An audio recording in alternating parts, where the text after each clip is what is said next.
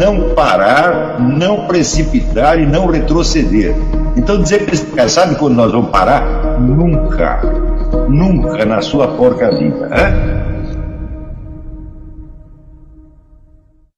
Do canal, tranquilo? Então, na nossa comunidade do YouTube a gente sempre deixa alguma postagem, juntamente com alguns links de livros para vocês adquirirem. E também deixamos sempre aqui nos comentários e na descrição do vídeo nossas redes sociais. Então se inscreva no canal, siga a gente nas redes sociais e quem puder apoie o nosso canal financeiramente. Temos Pix, Vaquinha, Apoios e temos nosso conto também para quem quiser nos ajudar. Tranquilo? É isso aí. Sempre com Deus, pátria, família e liberdade por um Brasil melhor. Valeu!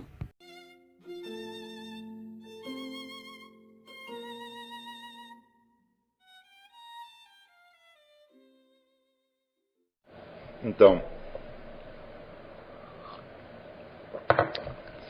por exemplo, se você passa a vida lá estudando a filosofia de Hegel, mas você não sabe da carreira de Napoleão, você não vai entender uma palavra do que Hegel está dizendo. Por mais que você estude. É claro que se você for estudar seriamente, você partir para a bibliografia secundária, estudo especializado, alguém vai te chamar a atenção para isso. Mas se você já soubesse desde o começo, seria melhor.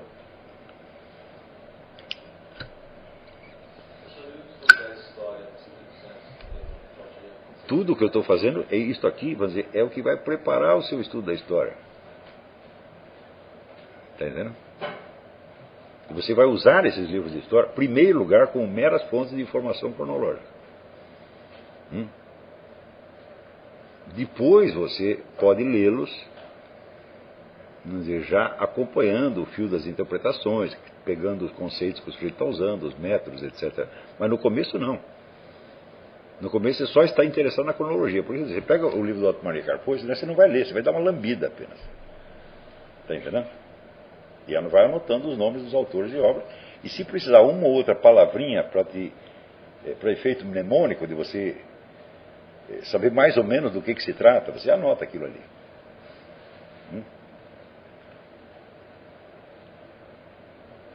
Então,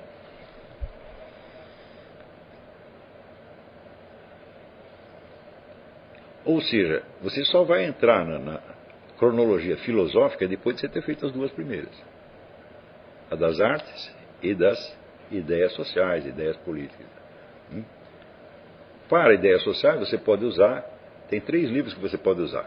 O livro do Kurt Schilling, que chama História das Ideias Sociais. O livro do Leo Strauss, que é História da Filosofia Política, History of Political Philosophy, que é uma obra coletiva feita por vários alunos do Strauss.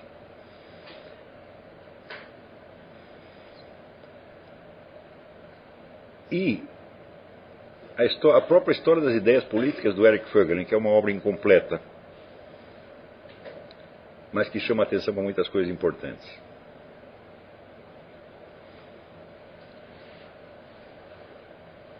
Mas note bem, todas essas obras você não vai lê-las assim em profundidade agora.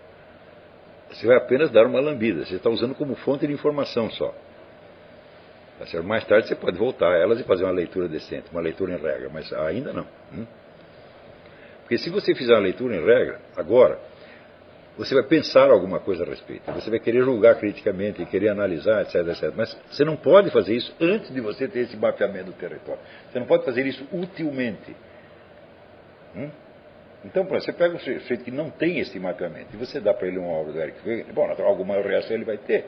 Mas é a reação puramente subjetiva, que só interessa a ele e não tem significado cultural. Está entendendo? E se ele escrever aquilo vai ser muito provavelmente alguma deformidade mental. Porque é apenas um sujeito com uma opinião esquisita. Está entendendo?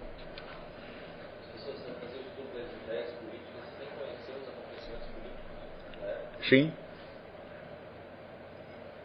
Sim.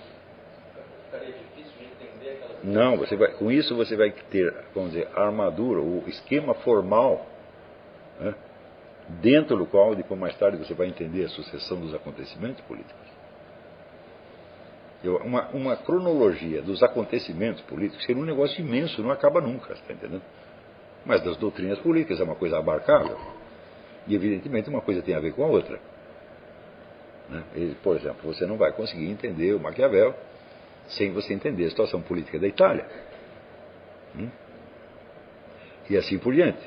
Você não vai poder entender o Jean Baudin sem entender nada da monarquia francesa, e assim por diante. Tá certo? Mas vamos dizer que a história das ideias políticas, das doutrinas políticas, das crenças políticas, ela é, vamos dizer, a armadura mais geral e abstrata dentro do qual sucedem os acontecimentos políticos. Tá certo? Então isso como preparação para o estudo da história é absolutamente magistral. Então, não comece a ler os livros de história. Se você for ler, use apenas como subsídio para formar a sua cronologia. E, finalmente, você chega no nível, vamos dizer, um discurso lógico-analítico, onde você vai ter a história das ciências. A história da ciência, por incrível que pareça, é um treco muito mais fácil, porque o número das verdadeiras descobertas científicas é muito pequeno. A maior parte da atividade científica é uma coisa predatória. Quer dizer, são buscas inúteis, são conclusões irrelevantes, etc. E de repente aparece algum treco que funciona. Tá certo? Então, tem, por exemplo, saiu no Brasil um livro, História da Medicina, o autor, acho que George Gordon, uma coisa assim. Eu li faz muitos anos, eu não lembro direito. Mas ele dizia o seguinte: ao longo de toda a história da medicina só houve 12 descobertas. Eu falei, que bom. Bom para mim, eu anoto as 12, fico sabendo algo sobre cada uma, e eu tenho, então, esquematicamente o desenvolvimento histórico daquela coisa. Eu não tenho ainda a compreensão de como é o processo efetivo da investigação científica. Quer dizer, eu não tenho ideia da história das lutas intelectuais que resultaram nessas descobertas, mas eu tenho o esquema geral do que sobrou, no fim das contas. Está entendendo?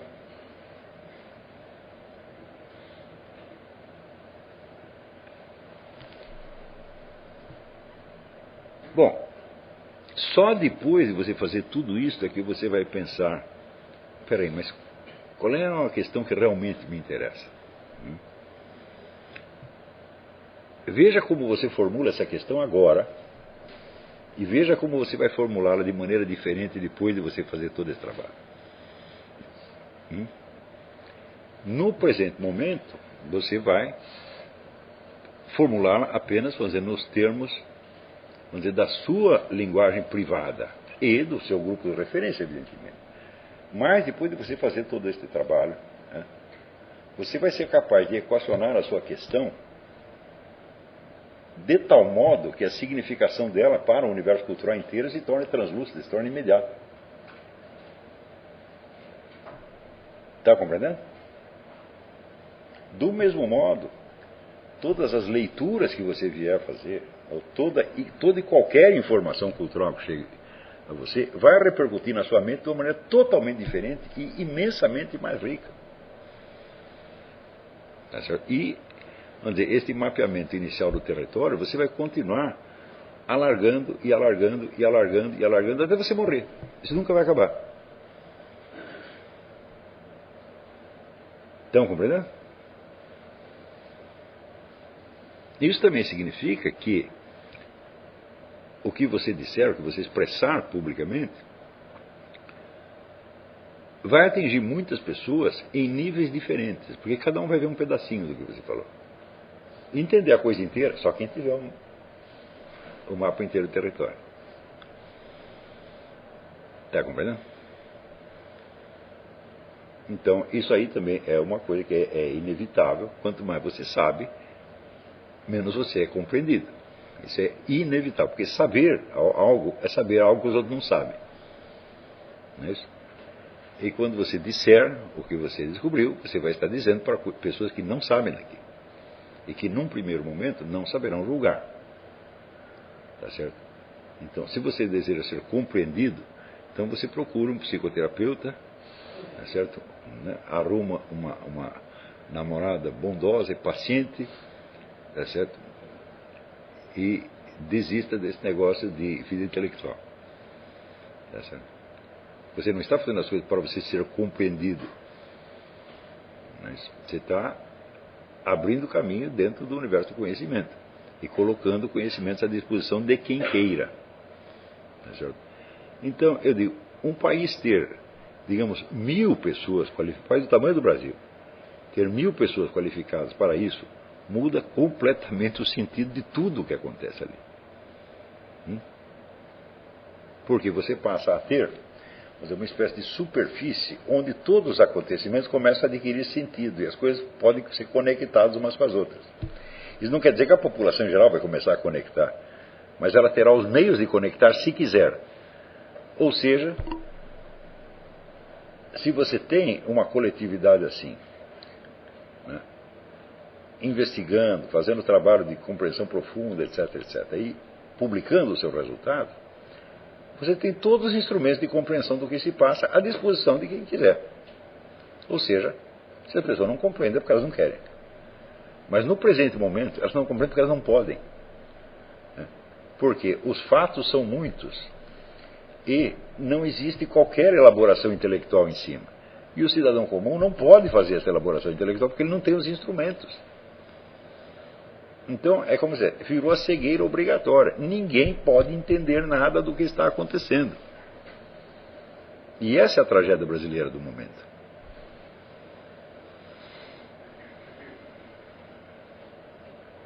Estão compreendendo? Então, é por isso que eu digo e repito, eu estou dando esse curso somente para pessoas que estão interessadas em fazer este trabalho.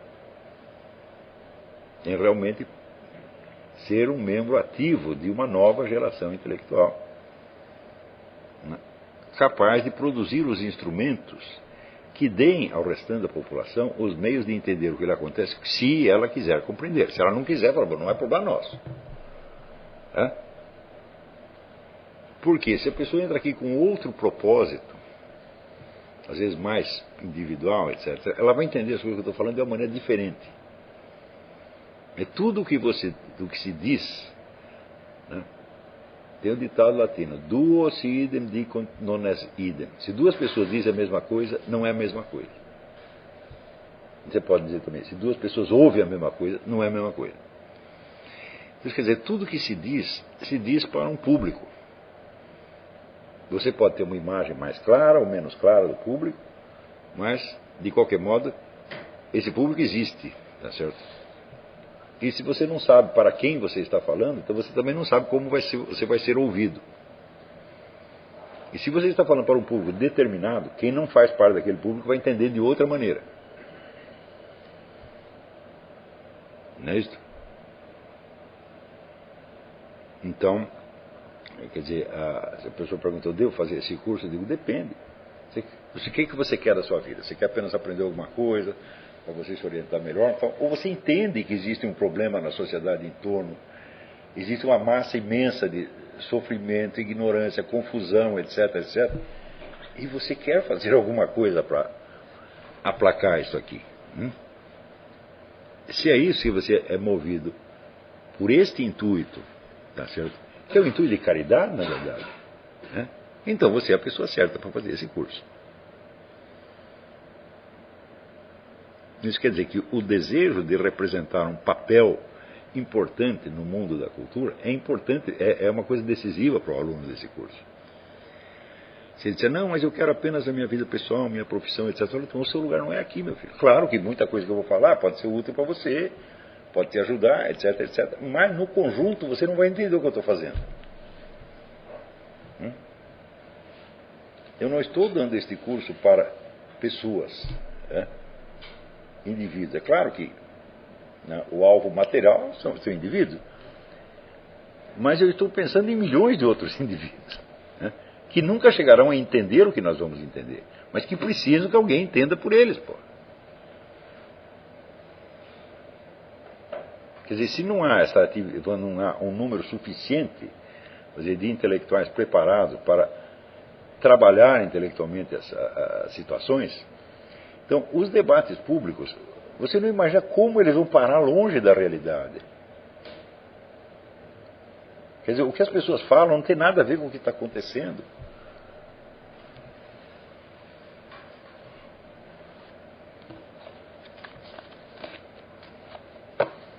Então,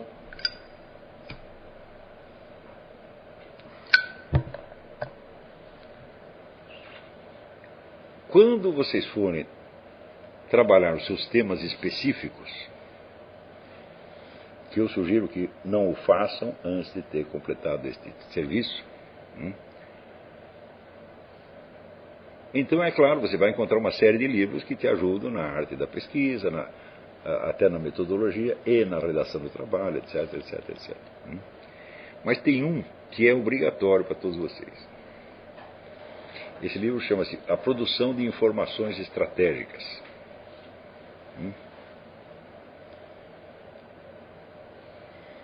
Em inglês, Strategic Intelligence Production. E o autor chama-se Washington Platt, P-L-A-T-T. Este livro, por incrível que pareça, ele só é ainda relativamente acessível na sua tradução brasileira, publicada pela editora Agir 50 anos atrás. Em inglês, os exemplares custam $2.000. Um livro que sumiu. Né? No Brasil custa entre 100 e 200, você encontra. Acabei de comprar mais um exemplar por R$90. É o mais barato que tinha. Então, claro que eu sugiro que a Vida Editorial publique amanhã. Esse livro te explica como um oficial de informações coleta informações, analisa, testa e redige o seu informe. É a grande diferença entre este livro e os outros, o livro do Humberto Eco, ou qualquer desses de redação de trabalhos científicos, etc. É o seguinte: o sujeito que escreve um trabalho científico na universidade, ele escreve só para o professor dele, para ele ser aprovado. Ele sabe que é quase impossível que aquele trabalho se encaixe, vamos dizer, no rio, no fluxo, vamos dizer, da discussão científica mundial e acabe afetando alguma coisa. Não vai afetar nada, ninguém vai ler aquela porcaria. Tá certo? E se ler, vai ler o resumo e dizer isso é bobagem e passar adiante. Né? Mas o professor tem que ler para aprovar. Tá certo? Então, é um trabalho que não tem finalidade objetiva. A finalidade do trabalho acadêmico é inteiramente voltada para o benefício do próprio aluno. Só o que ele quer é ser aprovado. Agora, o oficial de informações, ele tem que produzir uma coisa objetiva que vai servir como base de decisões que, se a coisa dele estiver errada, pode ser catastrófico. Pode ter efeitos catastróficos. Tá, e resultar na sua demissão até em coisa pior. Então, quer dizer, o oficial de informações tem de ser maximamente objetivo, mais do que qualquer cientista. Está entendendo? Então,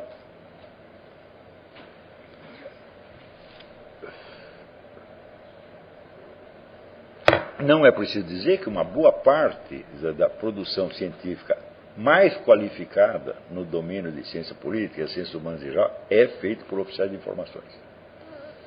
Assim como, no domínio científico, a quase totalidade das pesquisas importantes são pesquisas militares, não são universitárias. Isso quer dizer que se você abolir as universidades, a história científica do século passado será pouquíssimamente alterada. Então, mas se você abolir os institutos de pesquisa militares e os serviços de inteligência, então não tem nada. Então, quer dizer, onde tem vida intelectual séria? Eu digo, no serviço de inteligência e nas instituições militares. Comparado com isso, as universidades são coisa para criança mesmo. Criança brincando de cientista, brincando de sociólogo, brincando de cientista político, para mostrar para o professor. Ou depois para brilhar na frente dos alunos, etc. Não é uma coisa que seja para ser usada. Claro que nas áreas técnicas tem muita coisa que é para ser usada. Mas, por exemplo, na área de ciências humanas, eu digo, meu Deus do céu, acho que não tem nenhum trabalho científico publicado no Brasil nos últimos 60 anos que tenha servido de base para nada, para nenhuma ação ou decisão ou plano estratégico, nem coisa nenhuma. Quer dizer, é tudo, assim, é uma atividade imanente, ela não sai de si própria, é idiotice, é ídios, é um sujeito escrevendo para ele mesmo e para as suas finalidades. Mas, depois que eu estudei esse livro para mim foi uma coisa que teve uma importância formativa. Esse é um livro para você guardar o resto da sua vida. Talvez tenha sido publicado depois alguma coisa melhor no mesmo gênero, mas eu não conheço. E também não adianta procurar, você não vai precisar. Se você conseguir fazer aquilo que o Washington Platt explica, tá certo? Mas eu estou falando isso numa etapa posterior, quando você chegar nas suas pesquisas particulares, né? Você já chegou no máximo que vai poder, na altura máxima concebível da atividade intelectual no Brasil. Partindo dos esquemas do Washington Platt, eu depois desenvolvi um outro esquema, mais adaptado às nossas finalidades aqui, que eu vou passar o esquema para vocês depois. Mas se vocês não lerem o livro, eu não tenho uma explicação verbal disso, eu só tenho o diagrama. Se vocês lerem o livro do Washington Platt, vocês vão entender o diagrama dele e o meu também. Tá certo? Depois eu passo isso para vocês. Então, ele mostra todas as fases, vamos dizer, de uma investigação. Da formulação do problema até as suas conclusões. Tá certo? Só que depois de eu estudar esse livro, eu, muitos anos mais tarde, com esse negócio de tem no Brasil de você investigar os crimes da ditadura, o pessoal começou a publicar vários informes de agentes de inteligência a respeito da esquerda brasileira. E quando eu li aqueles informes, eu digo, meu Deus, mas eram estes os oficiais de informações do SNI? Eles não eram oficiais de informações. Eles eram apenas informantes. Ou dedos duros. Nunca apareceu um verdadeiro informe de inteligência que eu lesse e disse, não, isso aqui está de acordo com as exigências. Você vendo, por exemplo, que durante todo o tempo da ditadura, o governo militar e os seus agentes no serviço de informações desconheciam completamente Antônio Gramsci. Então isso quer dizer que eles tinham uma visão puramente material e conspiratória da atividade da esquerda. Conspiratória até policial militar. Então, foi por isso que quando acabou, depois de 20 anos de ditadura, acabou a ditadura, no dia seguinte a esquerda está todo dia no poder. Ou seja, aquilo que você tinha tentado evitar em 64 aconteceu, na década de 80. Então, ou seja, fizeram o contrário do que prometeram. Nós vamos livrar o país do comunismo. Falaram, não, você vai entregar o país ao comunismo. Então, por quê? Não eram verdadeiros oficiais de informações. Era um pessoal de um baixo nível, assim, medonho. O Orville, professor, é um exemplo disso?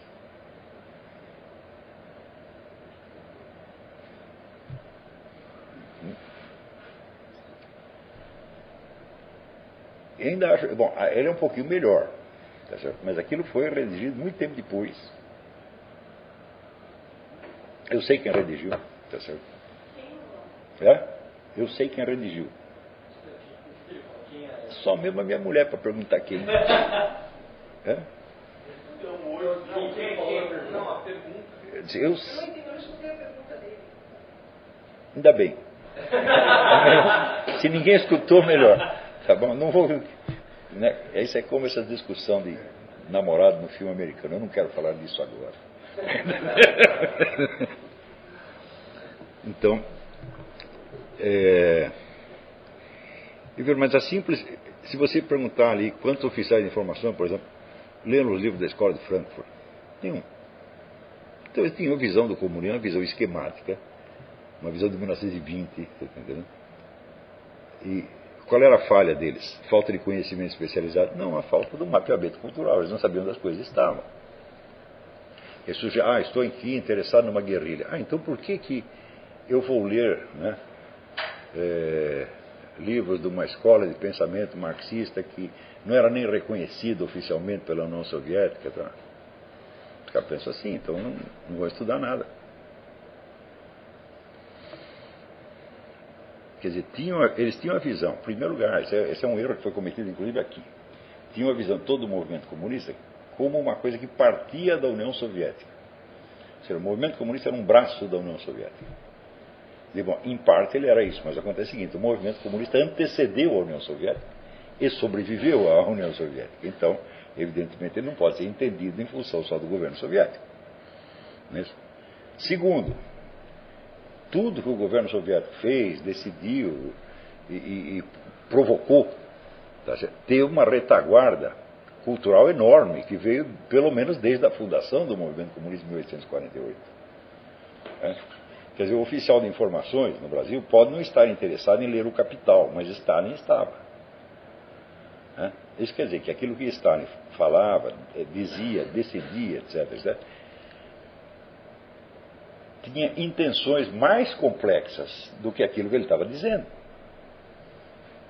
E você só captaria essas intenções se você tivesse, como dizer, a superfície de contraste. Senão você vai entender a coisa num sentido meramente material e praticista, por assim dizer. E aí mesmo o comunista vai te enganar.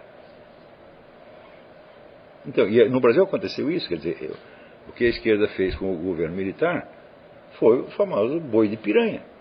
Quer dizer, nós criamos uma guerrilha, sabemos que os guerrilheiros vão todos morrer, e enquanto o governo vai atrás da guerrilha, o que nós fazemos? Nós ocupamos as escolas, os jornais, essas instituições de cultura, o movimento editorial, etc., etc. E a milicada não percebeu nada. Ao contrário, eles achavam que se eles afagassem a esquerda pacífica, né, eles criariam uma divisão no movimento. E o pessoal da esquerda até fingiu uma divisão, fingiu uma ruptura. Quer dizer, uma parte do pessoal rompeu com o Partido Comunista. Não, quando você tem uma ruptura do Partido Comunista é só para constar. No fundo, eles são tudo amiguinhos, tá entendendo? E o pessoal que partiu para a guerrilha com o Marighella não estava realmente rompido com o Partido Comunista. É assim, é como se fosse uma divisão de trabalho. Olha, eu vou por aqui, você vai por ali. Lá no fim nós juntamos. O que der certo, deu certo. Véio. E foi assim que aconteceu. Quer dizer, os guerrilheiros, evidentemente, né, não derrubaram o Exército Nacional, seria impossível, tá certo? Mas eles criaram a constelação de símbolos e de mártires, que é o elemento colante de toda a cultura de esquerda desde que terminou a ditadura. É para isso que eles serviam. Assim como se o pessoal do Partidão dissesse, olha, vai lá e morre para nós poder ter um símbolo. Foi isso que os guerrilheiros fizeram. Mas essa convergência, professor, ela era consciente ou ela aconteceu? Você acha que líderes comunistas com anos de experiência, que estudaram no KGB, tá, agem assim, foi tudo coincidência? É o que todo mundo pensa. Os caras não acreditam em teoria da conspiração, acreditam em teoria da pura coincidência. Tudo acontece porque sim. Né? Isso é porque você não viu um plano escrito. Né? Não estou vendo plano escrito nenhum. Em primeiro lugar, quem foi que disse que eles vão deixar você ler o plano? Né? Segundo lugar, quem disse que eles não queimaram o plano, então logo todo mundo leu. Né? Então, quer dizer, aquele velho problema do Jelinek, a coisa mais importante das ciências sociais é você aprender a distinguir quais são os processos que obedecem a um plano premeditado e aqueles que resultam da confluência de causas independentes.